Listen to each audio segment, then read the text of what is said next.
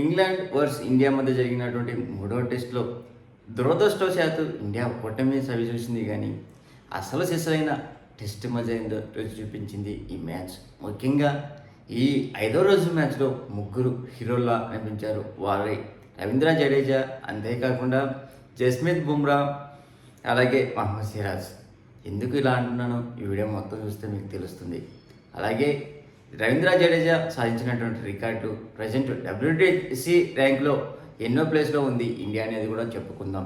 ముఖ్యంగా మాట్లాడుకుంటే ఈ మ్యాచ్లో 192 పరుగుల లక్ష్యంతో బరిలో దిగినటువంటి ఇండియాకు ఆదిలోనే అంశపాలంలాగా ఈ మ్యాచ్లో మొదటగా రిషబ్ పంత్ తన చేతి గాయం బాగా ఇబ్బంది పట్టింది. వరుసగా 2 బౌండరీలు బాధిన తర్వాత ఓకే గాలిలో ఉన్నాళ్ళే అనుకుంటే అంతలోనే జోసెఫ్ అచ్చర్ వేసినటువంటి బౌలింగ్కు క్లీన్ బౌల్డ్ అయ్యాడు. ఇక్కడే ఇండియాకు ఇంకా పేక మేడలా కూలిపోయేదానికి స్టార్ట్ అయింది.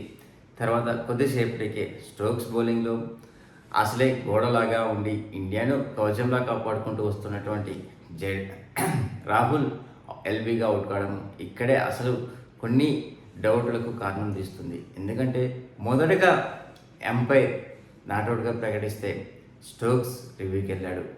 దీంట్లో చూసి ఎల్బీగా ప్రకటించాడు థర్డ్ ఎంపైర్. మరి సేమ్ ఇలాగే సెకండ్ ఇన్నింగ్స్లో ఇండియా బౌలింగ్ చేసేటప్పుడు జరిగేది కదా రూట్ వికెట్ది, అప్పుడు ఎంపైర్ కాల్ అని నాట్అవుట్ ప్రకటించాడు.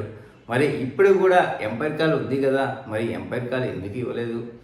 ఇక్కడ ఏదో సమ్ మతలబ్ ఉందని అనిపించింది.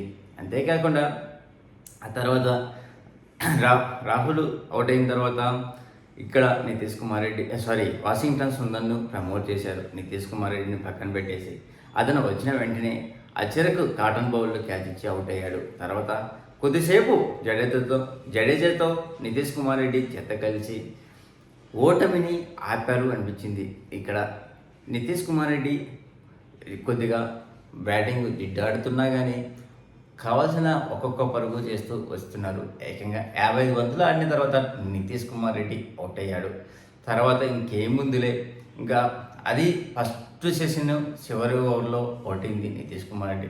ఇంకేముందులే లంచ్ బ్రేక్ వచ్చిన తర్వాత 10 ఓవర్లో అవుట్ అవుతారని చాలామంది కట్టిస్తుంటారు. అసలు చేసా మజా ఇక్కడి నుంచే స్టార్ట్ అయింది. తర్వాత వచ్చినటువంటి బుమ్రా అసాధారణమైన పర్ఫార్మెన్స్ ఇచ్చాడు.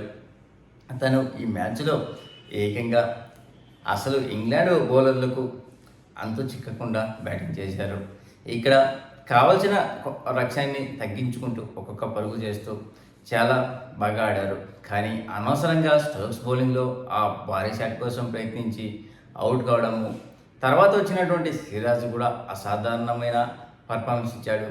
అతనికి సహకారంగా జడేజా తన హాఫ్ సెంచరీ చేశాడు. ఇక్కడ లాస్ట్లో వరుసగా 2 ఇన్నింగ్స్లో హాఫ్ సెంచరీ చేసిన రెండవ ఆటగాడిగా, అంతేకాకుండా ఇంగ్లాండ్ గడ్డపై ఇంగ్లాండ్లో ఎక్కువ హాఫ్ సెంచరీ చేసిన వాడిగా రెండవ వాడిగా ధోనితో సమానంగా ఉన్నాడు. అంతేకాకుండా ఇక్కడ ఇంగ్లాండ్లో వరుసగా 4 హాఫ్ సెంచరీ చేసిన వాళ్ళు మూడవనిగా మొదటి ప్లేస్లో రిషబ్ పంత్ ఉండగా, సెకండ్ ప్లేస్లో గంగూలీ, థర్డ్ ప్లేస్లో జడేజా ఉన్నాడు. అంతేకాకుండా చివర్లో బషీర్ బౌలింగ్లో మహమ్మద్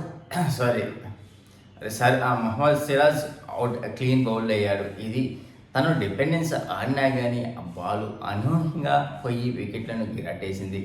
ఇక్కడ సిరాజ్ తను బౌల్డ్ అయ్యాడు అని జీర్ణించుకోవడానికి ఏకంగా 2 నిమిషాలు పట్టింది. ఇలాంటి టైంలో అసలు ఇంగ్లాండ్ గెలిచినా అనే ఆనందంలో కూడా లేకుండా ఇది ఉన్నది. ఎందుకంటే వాళ్ళకు ముచ్చెమ్మటలు పట్టించారు. కేవలం 22 పరుగుల తేడాతోనే ఇంగ్లాండ్ గెలిచింది. తర్వాత సంబరాలు కూడా అంత పెద్దగా చేసుకోలేదు. మ్యాచ్ అయిపోయిన తర్వాత ఇక్కడ ఇంగ్లాండ్ కెప్టెన్ అయినటువంటి స్టోక్స్ వచ్చి జడేజాను హక్ చేసుకోవడము చాలా బాగా అనిపించింది. అదే కాకుండా మెయిన్ ఇక్కడ మనకు ఇలాగే బ్యాట్స్మెన్లు బాగా ఆడింటే ఈజీగా రన్ చేయించేది. కాకపోతే ఇక్కడ అది తడబాటైంది. ఇండియా ఓటమికి ముఖ్యంగా కారణాలు చూస్తే మొదటి ఇన్నింగ్స్లో స్మిత్ క్యాచ్ వదిలేశాడు కదా కేఎల్ రాహుల్ 5 పరుగుల వద్ద. తర్వాత తన హాఫ్ సెంచరీ చేయడము, తర్వాత మన ఇండియా బ్యాటింగ్లో రాహుల్ సెంచరీ కోసము రిషబ్ పంత్ పరిగెత్తాడు కదా తన సెంచరీ చేయాలని. అప్పుడు రిషబ్ పంత్ అవుటింగ్ కావడంతో ఇండియా ఆధిపత్యం సాధించడంలో అయింది. అంతేకాకుండా ఈ మ్యాచ్లో ఏకంగా ఇండియా 62 ఎక్స్ట్రాలు ఇచ్చేది, అది కూడా ఒక కారణం అనిపించింది. వికెట్లు అయితే బాగానే తీశారు కానీ బౌలర్లు లయ్య తప్పారు అనిపించింది. అంతేకాకుండా ఇక్కడ మెయిన్ అనవసరమైన షాట్లకు ప్రయత్నించి ఇండియా బ్యాట్స్మెన్లు అవుట్ అయ్యారనిపించింది. ముఖ్యంగా యశస్వి జైస్వాల్ అంత హుక్ షాట్ కోసం అంత ప్రయత్నించడం అవసరమా, వచ్చిన ఓవర్ తొందరగానే ఇది టెస్ట్ నాట్ T20 అనిపించింది.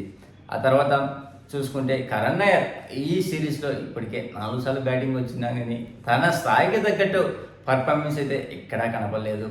కీలకమైన మ్యాచ్లో తను రాణించింటే బాగుండేది. మేబీ ఇలాగనే ఆడాడు కాబట్టి నెక్స్ట్ మ్యాచ్లో ఇతను తప్పించి పక్కన తన ప్లేస్లో ఏదో అభిమన్యు ఈశ్వరన్ లేదా సాయి సుదర్శన్ తీసుకొని వచ్చే అవకాశాలు ఎక్కువ ఉన్నవి. అది కాకుండా మనం మెయిన్ మాట్లాడుకుంటే రిషబ్ పంత్ గాయం, తన బ్యాటింగ్లో బాగా ఆడుతున్నా కానీ సెకండ్ ఇన్నింగ్స్లో తన గాయం ఎంత ఎఫెక్ట్ చూపించిందో మనందరికీ తెలిసిందే కదా. ఇవి కాకుండా ఇంకేదన్నా ఉన్నాయేమో చెప్పండి కామెంట్స్లో. ఇండియా ఓటమి సభ చూడడానికి ఈ మ్యాచ్ ఓటమితో ఇండియా WTC పాయింట్ పట్టికలో ఏకంగా 4th ప్లేస్కు పడిపోయింది. గత మ్యాచ్ వరకు 3rd ప్లేస్లో ఉన్నటువంటి ఇండియా ఈ ఓటమితో 4th ప్లేస్లో ఉంది. మొదటి ప్లేస్లో ఆస్ట్రేలియా ఉండగా 2nd ప్లేస్కు దూసుకు వెళ్ళింది ఈ విజయంతో ఇంగ్లాండ్. 3rd ప్లేస్లో శ్రీలంక, 4th ప్లేస్లో ఇండియా ఉంది. మిగిలినటువంటి 2 మ్యాచ్ల్లో ఇండియా గెలిస్తే మాత్రము WTCలో కొద్దిగా మంచి పొజిషన్లోనే ఉంటుంది, లేదంటే మరింత దిగజారిపోతుంది అనిపిస్తుంది. ఇక్కడ శుభమ్ గిల్ బ్యాటింగ్లో లై తప్పినాడు అనిపించింది. ముఖ్యంగా తను ఈ మ్యాచ్లో చూస్తే 2nd టెస్ట్ మొత్తానికి 3rd టెస్ట్ మొత్తానికి చూస్తే మాత్రం అగ్రెసివ్గా వచ్చాడు కానీ బ్యాటింగ్ లై మాత్రం తప్పింది అనిపించింది. తను ఫోకస్ బ్యాటింగ్ మీద పెడితే బాగుంటుంది స్లెడ్జింగ్ చేయడం కంటే అనిపించింది. ప్లీజ్ ఫ్రెండ్స్ లైక్ చెప్తే లైక్ చేయండి, కొత్తగా వచ్చిన వాళ్ళు సబ్స్క్రైబ్ చేయండి. Thank you. Signing off your Mahindra.